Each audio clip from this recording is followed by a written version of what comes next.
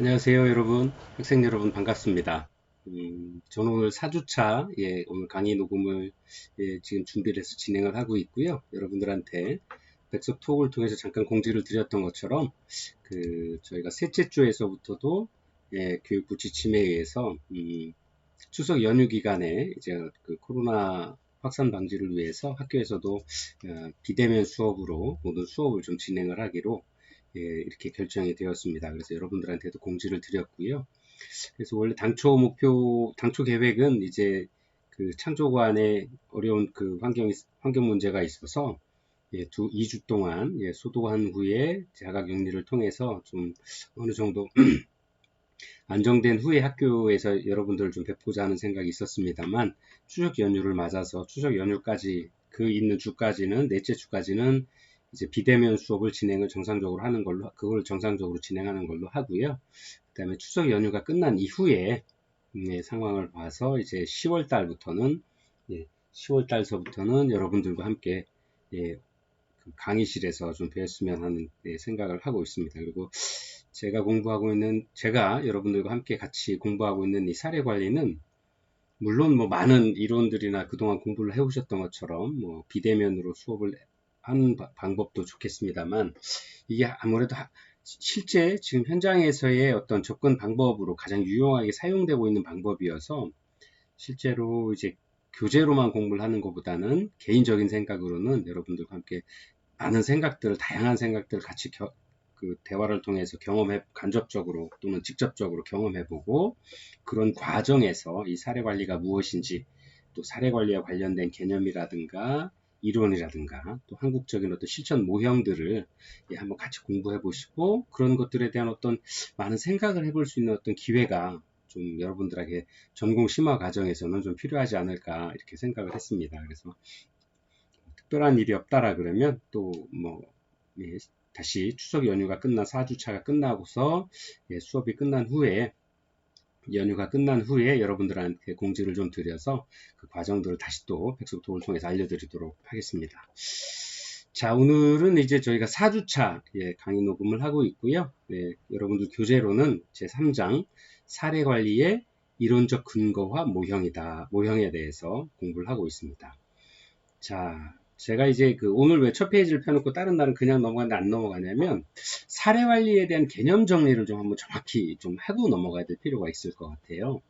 왜냐면 저희가 이제 사례 관리에 관한 이론적인 근거와 또 이제 그 모형들을 공부를 한다라는 이야기는 실제로는 사례 관리에 대한 개념을 정확히 이해를 하고 있다라 그러면 그런 부분들에 대한 어떤 그 개념 정립이나 이론이 왜 필요한지 아니면 실천적인 모형들이나 모델들을 왜 우리가 공부를 해야 되지? 그냥 우리가 사회복지사로서 전문적인 소양을 가지고 전문가로서 우리가 느낀 바대로 아니면 실천하고자 하는 바대로 아니면 국가에서 복지정책에서 큰 틀의 그림이 그려져 있는 대로 어떤 그런 따라가면 되는 거 아니야? 라고 생각을 하실 수도 있을 것 같아요. 근데 실제로는 우리가 사례 관리를 하는 가장 큰 이유가 여기에 보시면 사례 관리는 첫 번째, 다양하고 복합적인 삶의 어려움을 가진, 이 클라이언트가 굉장히 복합적인 욕구를 갖고 있다라는 걸 인지하고 있는 상태거든요. 거기서 출발하는 거거든요.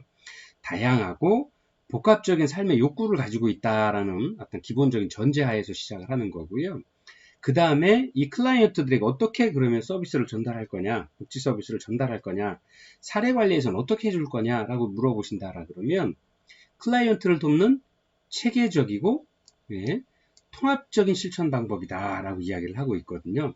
즉 하나하나의 단편적인 어떤 그 서비스들이 아니라 왜냐하면 다양하고 복합적인 욕구를 가진 클라이언트이기 때문에 어떤 단편적인 어떤 욕구를 해결하기 위한 서비스를 가지고는 요즘 같은 현대사회에서 그 클라이언트의 니즈를 만족시켜 줄 수가 없다라는 거죠. 그 문제를 해결해낼 수가 없다라는 거죠. 그래서 체계적이고 시스템적이고 통합적인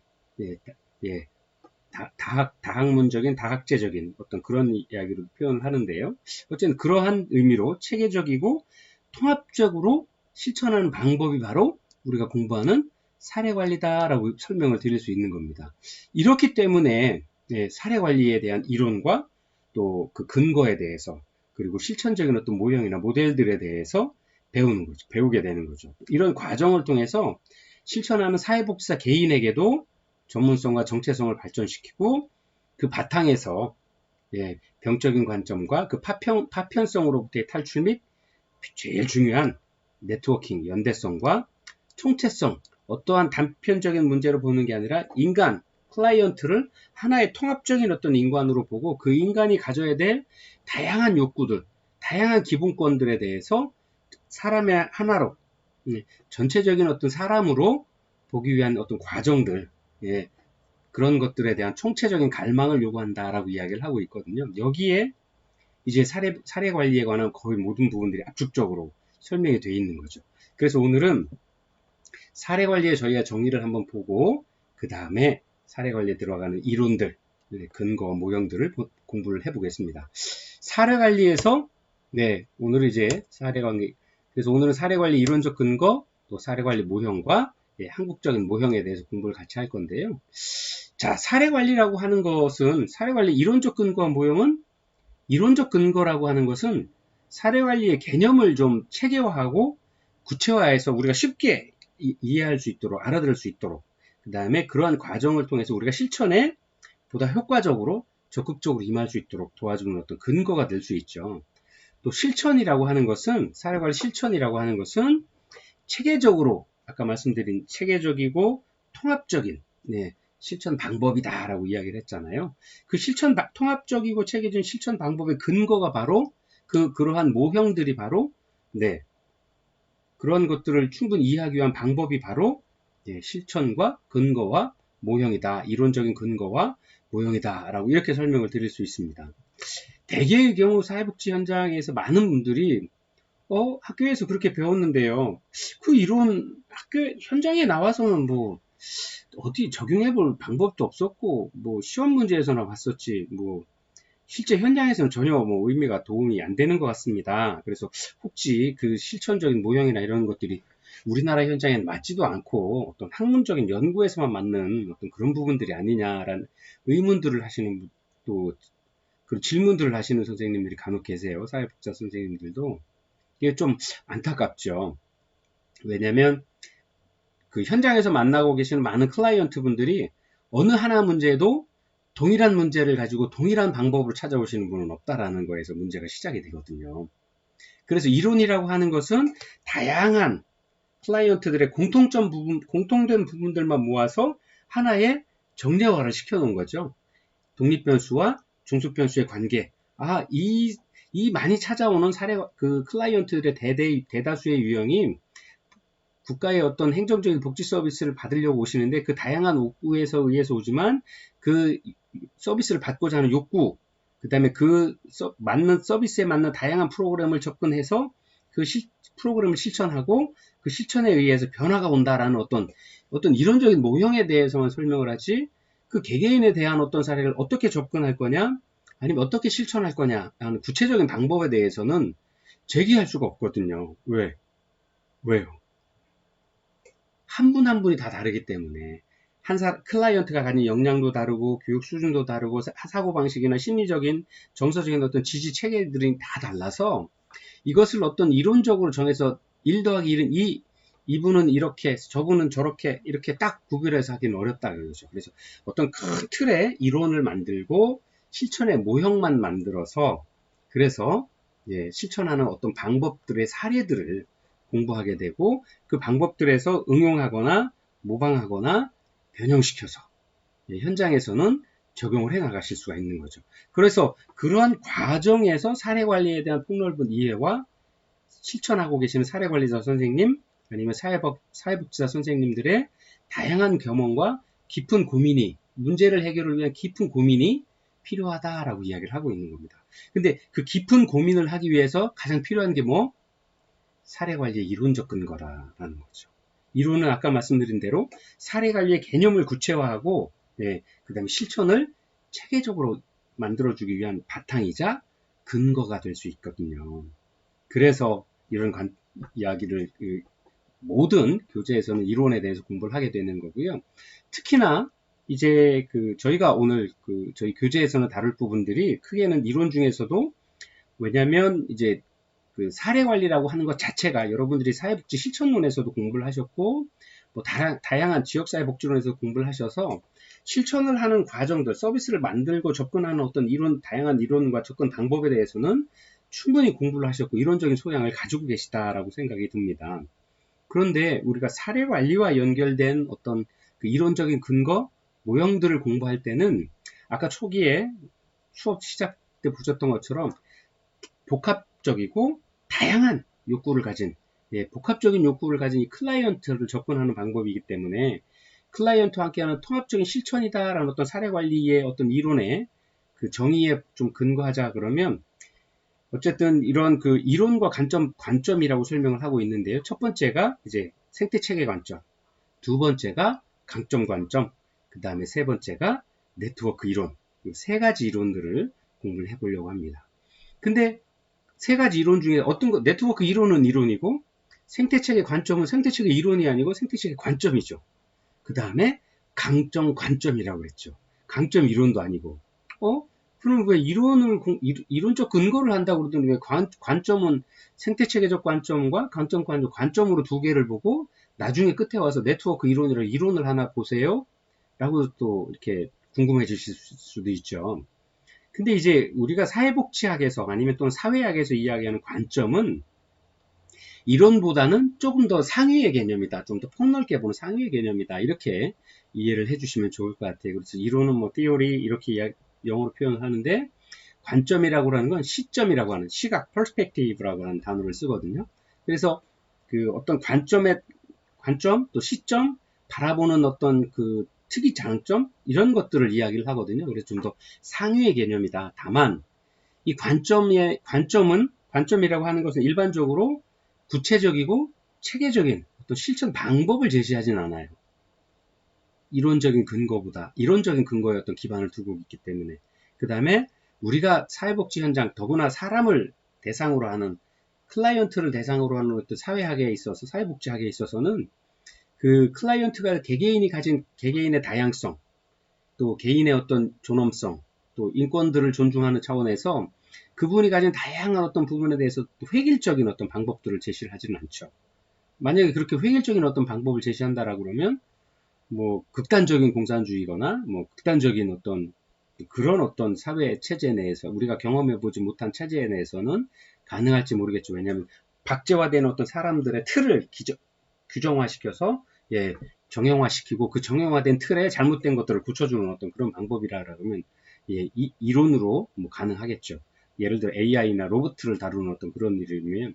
근데 그렇지 않다라는 거죠. 우리가 공부하고 있는 사회복지학은 우리의 클라이언트가 다 사람이고 휴먼 서비스이고, 이 사람이 가지고 있는 다양한 욕구와 또 복합적인 욕구와 또 실천 방법에 있어서 또 처한 환경에 있어서 다 다르기 때문에 그런 것에 맞는 어떤 공통적인 분모들을 모아서 이론이나 관점을 만든 거고, 특히나 우리가 공부하고 있는 사례 관리에서의 어떤 주로 사용되고 있고 우리가 관심을 가지고 있는 어떤 이론이다라고 하면 지금 공부하게 될 생태체계 관점과 강점 관점, 그리고 네트워크 이론이다. 왜냐하면 복합적이고 체계적인 통합적인 접근 방법을 이루기 위한 어떤 실천 방법으로는 이러한 이 생태체계 관점과 강점 관점, 그 다음 네트워크 이론을 좀 중요시할 수밖에 없다. 거기에 그런 부분에서 사례관리가 주장하고 있는 사례관리의 정의에 가장 적합하고 합리적인 접근 방법을 제시하고 있는 이론이 바로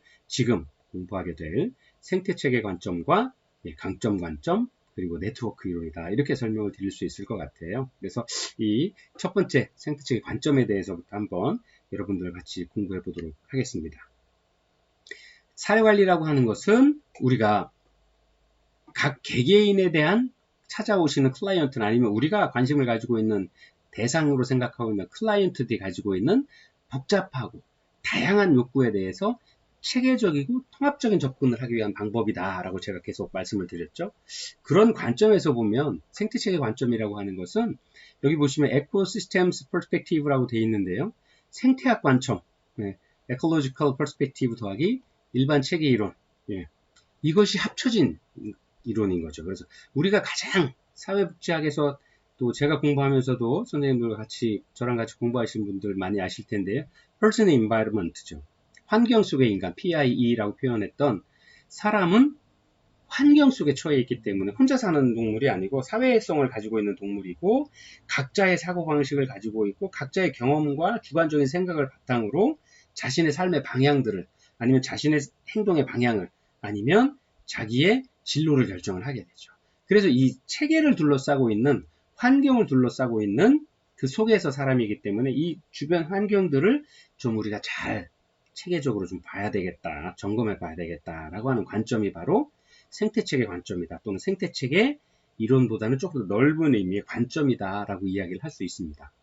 그래서 생태학 관점과 일반 체계 이론을 합친 생태체계 관점이다라고 이름을 짓고 있고요. 그래서 여기서 가장 주장하는 부분들은 환경 속의 인간이다라고 이야기를 하고 있는 거죠.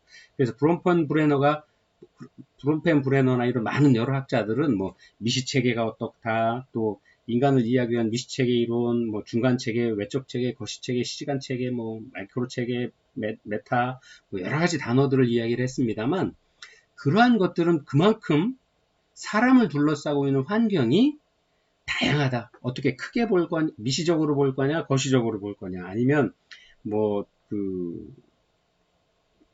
이렇게 시간으로 볼 거냐, 뭐 이런 다양한 어떤 관점에서 바라보는 시각마다 사람을 둘러싼 환경을 바라보는 시각들이 다양해질 수 있다는 걸 설명을 하고 있는 거거든요. 그래서 클라이언트를 둘러싼 환경에 접근할 수 있는 다양한 기법과 기술을 가진 여러 이론이나 모델들에 적용할 수 있다라는 장점을 갖고 있고요. 또 사례관리에서 이야기하고 있는 통합적인 접근은 바로 사례관리 개입에 있어서의 클라이언트의 욕구 및 특성에 적합한 기법을 선택하여 개입하는 것을 가능하게 만들기 때문에 이러한 것을 찾기 위한 어떤 가장 좋은 이론적 근거나 관점이 바로 생태체계 관점이다. 역으로 이렇게 설명을 드릴 수가 있는 겁니다. 그래서 사례를 좀 하나 같이 보도록 할까요? 여러분들 그 교재의 64페이지에 보시면 표 3-1의 ADHD 아동 가족 사례관리 사정에 있어서 생태체계 관점의 적용 이렇게 되어 있습니다. 그래서 브롬펜 브레너가 이야기한 미시체계, 중간체계, 외적체계, 거시체계, 시간체계 각 그 환경에 둘러싸고 있는 체계별로 이 아이에 대한 어떤 사정을 하고 있는 부분들에 대한 관점들을 적어놨는데요. 한번 같이 보도록 하실까요? 환경이 고등학생이 된 형이 야간 자율학습을 하게 되면 혼자 있는 게 무서워서 게임에 몰두하여 중독 수준의 문제를 보이는 아동의 예를 들어서 이제 하고 있는 겁니다. 이제 그래서 ADHD 아동을 둘러싼 거시체계를 한번 먼저 보면 거시체계라고 하는 건 어떤 큰 틀에 그래서 경제적이고 정치적 또 사회 문제적인 환경 등에 대한 사정의 관점에서 보면 아동의 주의 산만 및 과잉 행동 문제에 대하여 현 시점에서 상담을 받으러 온 계기가 어떻게 됩니까? 라고 물어보는 거죠. 그래서 ADHD의 특성 및 조기 개입 시의 변화에 대한 언론 홍보나 교육부의 학생 정서 행동 발달 특성 검사 실기에 근거한 치료 권유, 또 정신과 외래 진료, 본인 부담금 경감 및 정부의 아동 정서 발달 지원 서비스 지원 대상 확대 등 국가 정책의 변화, 정신과에 대한 편견으로 치료를 주저하였으나 정신장애인의 범죄 등이 사회적 이슈가 되면서 적극적인 치료의 필요성을 인지하는 등 다양한 계기가 있을 수 있다라고 하는 거죠. 이게 거시체계 관점에서의 ADHD 학생을 통한 어떤 그 사례 관리에 대한 사정의 어떤 과정으로 볼 수 있다라고 하는 거죠. 또 시간체계에서는 ADHD 아동의 생애에 걸쳐서 일어나는 변화와 역사적인 환경을 포함하는 시간체계, 종단적인 어떤 시간체계에 대한 부분들에 대한 질문을 던질 수도 있는 거죠. 그래서 뭐 지금까지 학교를 다니면서 가장 수월했던 학년과 힘들었던 학년은 각각 어느 때였는지 또는 그 시기가 자신의 삶에 어떤 영향을 미쳤는지 뭐 이런 식으로 계속 물어볼 수가 있게 되는 거죠. 그래서 이러한 어떤 다양한 시각에서 다양한 접근 방법을 통해서 접근을 해나가고 사정을 통해서 총체적인 어떤 접근을 해나갈 수 있다. 거시적인 체계에서 아니면 미시 체계에서 아니면 외적 체계에서 아니면 뭐 시간 체계에서 다양한 인간의 클라이언트를 둘러싸고 있는 다양한 환경들의 어떤 둘러싼 어떤 질문들을 던져봄으로써 정확한 사정을, 통합적인 사정을 할 수 있게 되는 거죠. 그래서 메리 리치몬드라고 하는 그 학자가 강조한 환경 속의 인간이라고 하는 어떤 그런 개념에서 본다라 그러면 사정에 있어서 사례 관리를 찾아온 클라이언트를 사정하는 데 있어서도 다양한 시각으로 그의 욕구에만 중심적으로 둔 게 아니라 그가 가지고 있는 다양한 환경 체계에 대해서 환경 속의 인간으로서의 총체적인 어떤 모습을 이해하기 위한 다양한 체계 속에 포함될 수 있는 어떤 질문들을 통해서 통합적인 사정들을 할 수 있는 어떤 방법들로 연습이 되어야 된다. 그런 이론적인 어떤 근거들을 가지고 있어야 된다라는 어떤 개념들을 보여주고 있습니다. 자, 두 번째가 이제 강점 관점이다라고 강점 관점인데요. 기존의 강점 관점이다라고 그러면 많은 분들이 누구나 잘하는 거 그거를 좀 잘할 수 있게 도와드리고 지지해서 스스로 뭐 문제를 좀 이겨낼 수 있도록 하는 거 아닌가요? 라고 말씀을 하시죠. 네. 여러분들은 강점 관점 그동안 공부하셨는데 어떻게 지금 이렇게 생각이 드시나요? 기억을 하시고 말씀을 하신다라 그러면 어쨌든 강점 관점이라는 어떤 말에서 표현하는 것처럼 기존의 병리적인 어떤 질병을 치료한다거나 뭐 저희가 이제 사회복지사 선생님들이 이제 클라이언트를 만나는 건 어떤 신체적인 보다는 신체 외적인 정서적이나 심리적인 부분들을 많이 아니면 관계 속의 어떤 과정들을 많이 다루게 되는데요.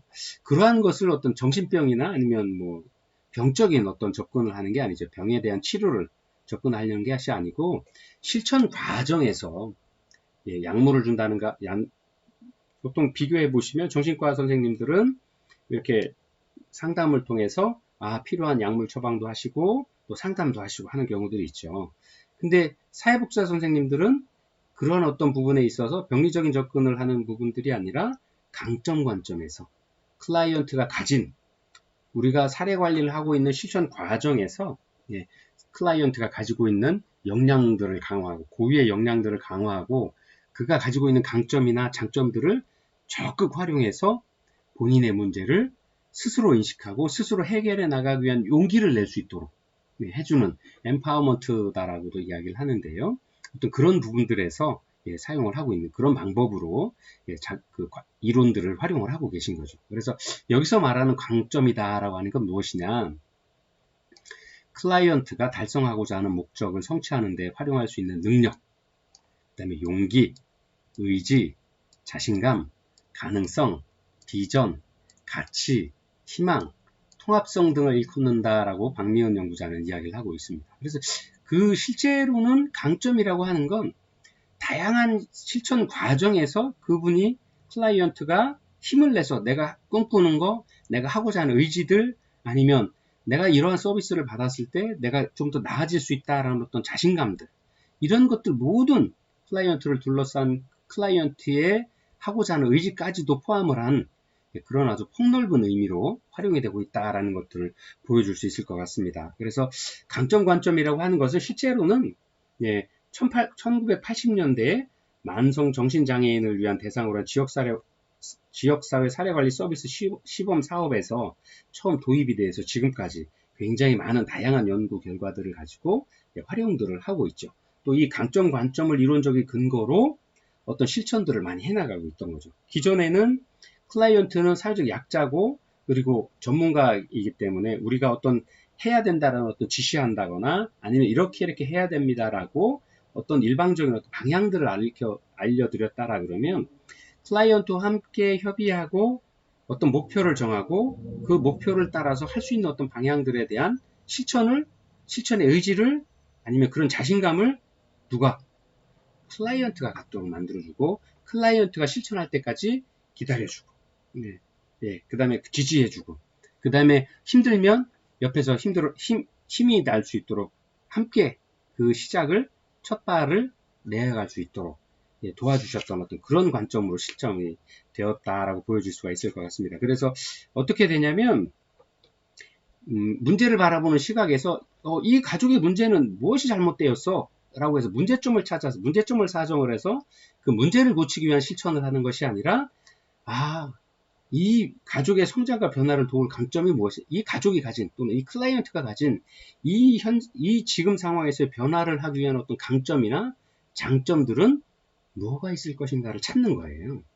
예, 그러다 보니까 바라보는 어떤 시각이 예, 많이 바뀌었다라고 들 수 있습니다. 그래서 문제 중심으로 사람 중심이 아닌 클라이언트나 그 가족이 가지고 있는 문제 중심으로 패러다임의 시각을 좀 전환해 왔다. 그런 어떤 방법으로 접근되어 왔다라고 예, 설명을 드릴 수 있을 것 같습니다. 그래서 특징을 좀 살펴보면 문제 해결의 주체는 전문가가 아니라 클라이언트다 라고 하는 겁니다. 가지고 있는 문제도 클라이언트가 가지고 계신 거고 욕구도 클라이언트가 가지고 계신 거고요. 그 문제를 해결하고자 하는 주된 주체는 사회복지사 선생님이나 사례관리자 선생님이 아니라 클라이언트 자신이다라는 거죠. 그래서 문제 해결을 위한 접근도 전문가가 원하는 방향이 아니라 클라이언트가 원하는 것에 초점을 두고 함께 협력하는 과정을 중요시한다라는 어떤 이런 관점이 바로 강점 관점이다라고 이렇게 설명을 드릴 수 있을 것 같습니다. 자, 여러분들 교재에도 잘 나와 있는데요. 표 3- 여러분들 66페이지 병리적 관점과 강점 관점의 비교를 좀 한번 보시면 강점 관점이 이전과는 왜 다르게 예, 판단되고 실천을 해왔는가를 확연히 느끼실 수 있을 것 같아요. 자, 병리적 관점에서는 개인은 사례로 정의되고 진단했다. 개인을 진단을 한 것에 따라서 증상을 가진 자 아니면 증상을 갖지 않은 자 이렇게 증상이 없는 자라고 이렇게 구별을 해왔다라 그러면 강점 관점에서는 진단을 사정을 통해서 증상을 진단하는 것이 아니라 개인은 각각이 다 독특한 존재다라고 정의합니다. 그래서 개인이 가진 강점이 무엇인지 또 기질과 재능, 자원들을 찾아서 그 강점에 추가해 주는 거죠. 그리고 문제 해결 과정에서 그 강점을 어떻게 활용할 수 있는가를 고민을 하고 그런 어떤 실천 근거들을 찾아내고 만들어내는 어떤 그런 과정들을 겪어왔다라는 거죠. 그런 시작들을 해왔다라는 겁니다. 그 다음에 병리적 관점에서는 문제 아니면 진단에 따라서 만들어진 발견된 증상에 따라서 그 문제를 치료하는 것에 초점을 두었다라 그러면 강점 관점에서는 가능성에 초점을 두는 겁니다. 가능성. 실패할 수도 있습니다. 하지만 그가 가지고 있는 클라이언트나 가족이 가지고 있는 강점들을 지속적으로 활용할 수 있도록 지지해주고 응원해주는 어떤 그런 부분들에 대해서 초점을 좀 둔 치료를 한다라는 거고요. 클라이언트의 진술은 전문가에 의해 재해석되고 진단에 활용되어집니다. 그러나 강점 관점에서는 클라이언트의 진술은 그 사람을 알고 평가하는 과정에, 즉 그 사람을 이해하는 과정에서 중요한 요소가 된다라고 그런 관점을 가지고 있고요. 사회복지사는 클라이언트의 진술을 회의적이다라고 생각을 합니다. 이게 정말 이 사람이 다 솔직하게 얘기하는 거야? 나하고 라포 형성이 됐어? 그리고 이거 사실을 얘기하는 거야? 진짜 필요한 걸 얘기하는 거야? 라고 계속 질문을 던지고 100% 신뢰할 수가 없게 되는 거죠. 그러나 강점 관점에서는 클라이언트의 진술을 인정합니다. 그 다음에 아동기의 외상은 성인기의 병리를 예측하는 전조 증상으로 정신분석 이론 같은 어떤 이런 이야기를 하고 있죠. 그런 시각들도 포함이 되어 있죠. 병리적 관점이기 때문에. 그러나 강점 관점에서는 아동기의 외상을 병리를 예측하는 것이 아니라 개인을 약하게도 하고 강하게도 환경의 영향으로 그 환경이 이 개인에게 미치는 영향들이 어떤가에 대한 평가를 하고 있습니다. 그래서 치료의 핵심은 사회복지사에 의해 고안된 치료 계획이 바로 병리적 관점에서의 치료고요. 강점 관점에서는 치료의 핵심이 바로 가족, 개인, 또 지역사회, 통합적인 전달 과정이라고 말씀드렸죠. 아까 사례관리에서 복잡하고 다양한 욕구를 가진 클라이언트에 대한 체계적이고 통합적인 접근 방법이 바로 사례관리다라고 말씀을 드렸죠. 그 사례관리에 어울리는 바로 이론이 바로 강점 관점이다라고 하는 부분이 바로 이 치료의 핵심 부분에서도 동일한 부분들을 보여주고 있습니다. 그래서 치료의 핵심이 사회복지사에 의한 어떤 치료 계획이 아니라 그 클라이언트가 가지고 있는 환경, 가족, 개인, 지역사회가 함께 참여해서 통합적으로 접근하는 것이 통합적으로 변화의 사례관리의 과정에 참여해 주는 것. 그래서 그 스스로의 힘들로 변화를 만들어낼 수 있도록 하는 것이 바로 사례관리다라는 어떤 관점에 일맥상통하는 부분이다라고 말씀을 드릴 수 있죠.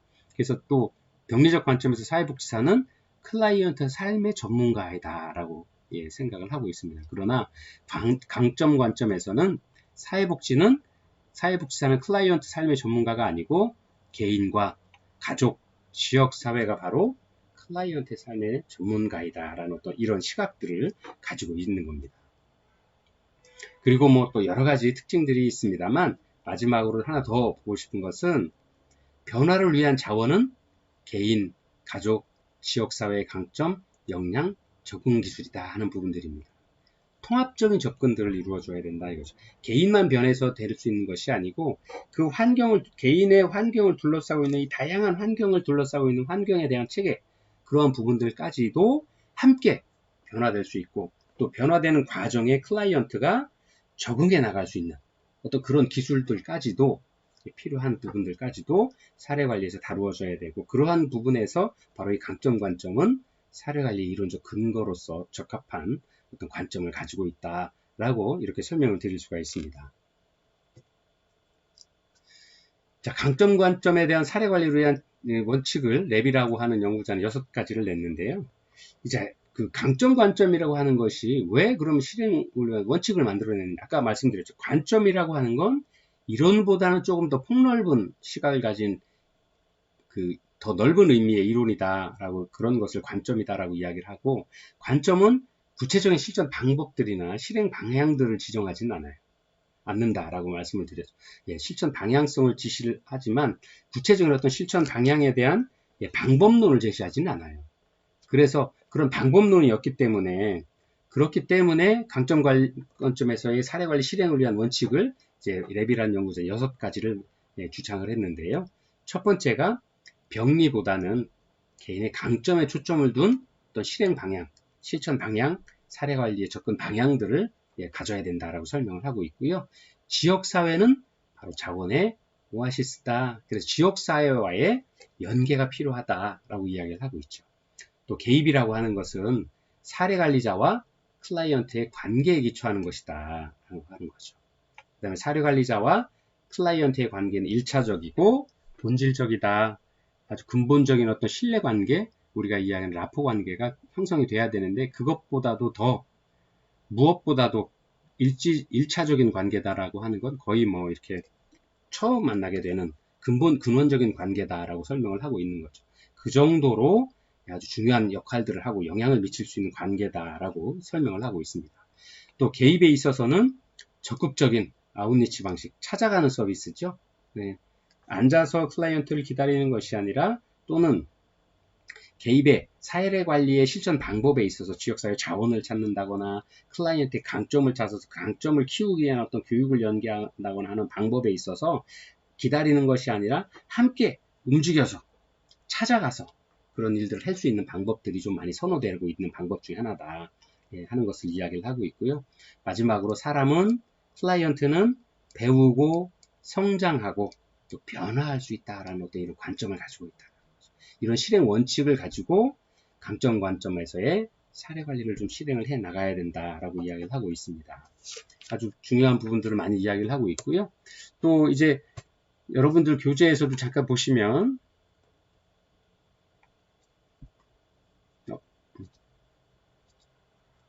네, 강점 관점 사례 관리의 단계별 주요 요소라고 해서 표 3-3 페이지 67페이지에 보면 중간에 각 단계별 인테이크 과정에서 또 사정의 과정에서 또 계획과 자원 획득 또 협력 종결의 과정에서 어떤 요소들을 좀 강점 관점을 다루고 있느냐 하는 것들을 좀 보여주고 있는데요. 클라이언트 인테이크 접수하는 과정에 있어서는 클라이언트와 관계를 맺고 발전해 나가는 데 있어서 초기 접촉 가장 처음 만났을 때 첫인상이 가장 중요하고요. 또 이럴 때 공통의 관심사를 함께 공유할 수 있도록 하고 클라이언트가 원하는 것이 무엇인지를 좀 알 수 있도록 그리고 그런 것을 찾을 수 있도록 도와주는 것들이 필요하다라고 이렇게 주요 요소로 이야기를 하고 있고요. 사정은 아까 보셨던 것처럼 평가하는 것이 아니라 문제점을 찾는 게 아니라 강점이 무엇인지 장점이 무엇인지 이런 것들을 수시로 지속적으로 찾아가는 과정이기 때문에 그런 부분들에 있어서의 지속적인 어떤 관심과 사정을 좀 해야 되겠다라는 것들이죠. 그 다음에 사례 관리에서의 계획 과정에 있어서도 클라이언트가 주도적으로 주체성을 가지고 자기 결정하는 부분들, 하는 부분들이 가장 중시하고, 목표를 함께 설정하고 클라이언트가 동의할 때 그 목표를 설정을 하고 실천하는 방법이나 접근하는 방법에 있어서도 클라이언트의 참여와 결정들을 좀 적극적으로 사례관리자들이 따라가 줄 수 있는 어떤 이런 방법들, 그리고 구체적인 실천과 방법들에 있어서도 클라이언트와 함께 눈높이를 맞춰가는 것들이 좀 필요하다라고 하는 겁니다. 그래서 클라이언트가 필요한 목표를 함께 설정한 목표를 달성하기 위해서 지역사회 자원이나 서비스를 함께 확인하고 필요에 따라서는 서비스나 자원 제공자와 함께 협상하는 과정들도 필요하다라고 하는 거죠. 그 다음에 뭐 협력 과정, 전 과정을 사례관리 전 과정에서도 협력이 다 필요해요. 지역사회 가족들 아니면 지역사회 자원들 아니면 기타 다른 기관에서 하는 여러 프로그램들을 클라이언트가 문제 해결을 잘 하고 있는가에 대해서 수시로 함께 나누어서 모니터링하고 평가하고 사후관리 해 나갈 수 있는 어떤 과정들, 그런 과정들이 주무부서에서 이제 또 통합적으로 사례관리 팀에서 통합적으로 관리할 수 있도록 하는 이런 과정들이 필요하고요. 종결 단계에 있어서는 비공식적인 체계로 전환되어서 공식적인 어떤 서비스, 우리가 행정 서비스나 지역사회에서 하고 있는 다양한 서비스들로 연계되거나 대체할 수 있는 어떤 이런 과정들을 거쳐 나가서 어떤 강점 관점으로서의 사례 관리를 진행을 해 나가게 됩니다. 자, 여기까지 설명을 좀 드리고요. 잠깐 쉬었다가 2교시 때 다시 찾아오겠습니다. 잠시 후에 뵐게요.